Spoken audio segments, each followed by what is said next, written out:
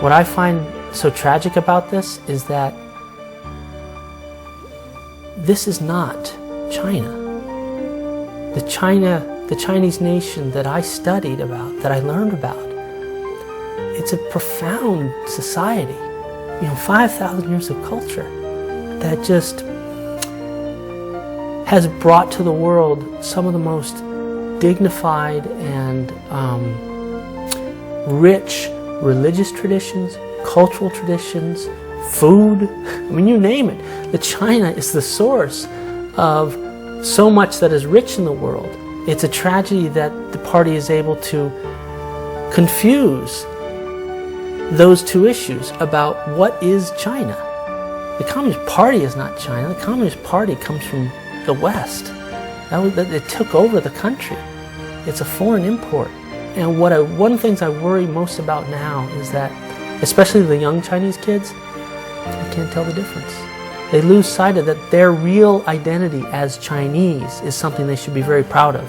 It's a heritage that includes Confucius and Lao Tzu, Falun Gong, and all these great things. It's not what the party has raised them in.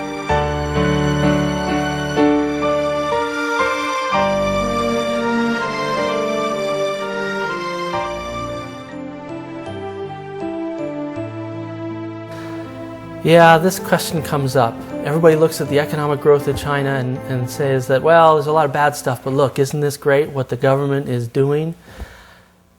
I think, to be honest, the economic growth is from the ingenuity and the work ethic of the people. The only thing the Communist Party has done is, on the economic front, is stop doing some of the suicidal stuff it's been doing economically. It's the people that have brought up the economy of China. In terms of how we learn this information, it comes from a couple of different angles. One is we have the Mingwei website, which has literally, from what I can tell, the largest network of input from people on the ground inside China, from the largest cities to the tiniest little villages out throughout China.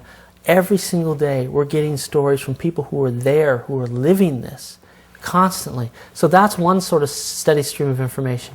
And then there's the personal contacts, where I have friends or people I know, this kind of stuff is happening to their relatives. And so you get the personal contact there. Those are really the two common streams. And then, of course, more recently, I think the Western press and Western entities like Human Rights Group have a very difficult time getting in China. They just don't have the network. It's too many blockages to get in.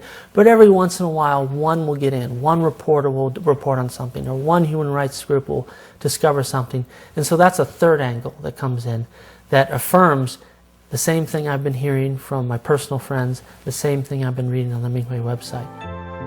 当一个人找到了满足精神深层需求的源泉，并用之浇灌着人生的每一天时，精神之旅是否就走到尽头了呢？ For sure that's it, because I found this wonderful thing called Falun Gong that allows me to, and ennobles my spirit, makes me feel really strong and positive. Now it's really a question about, what do I do with that? What am I going to do with that in my life? And that's what sort of presents me day in and day out. It's a challenge, it's a joy, but it's definitely a question. It's not a stopping, sitting back on my laurels and say, oh, I found Gong, great, I found it. The process starts now. It's a matter of, I have such this wonderful thing, what am I going to do with it? That's up to me. And it's up to me every day. So, yes, I found what I'm looking for, but the way I look at it is that means the journey's just started, not that it's ended. 人生难得，无论身处何地，身为何种职业，什么才是自己这一生这一世最最不能错过的珍宝？其实，在这个前所未有的特殊历史时期，人人都是幸运者，因为古人踏破铁鞋无觅处的，今人已无需寻找，真相已经来到每个人的身边，几乎人人触手可及。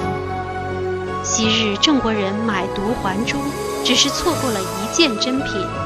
今人如果轻看了这个历史阶段最重要的真相，错过的却可能是自己久远以来所等待、所期盼。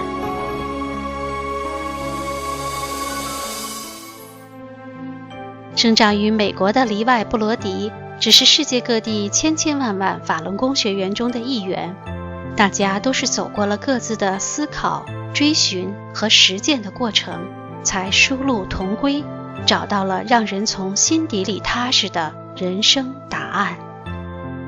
观众朋友，愿您也能早日找到永恒幸福之源，那样就能无论身处顺境还是逆境，富贵还是贫贱，都能活得平静乐观、自信向善。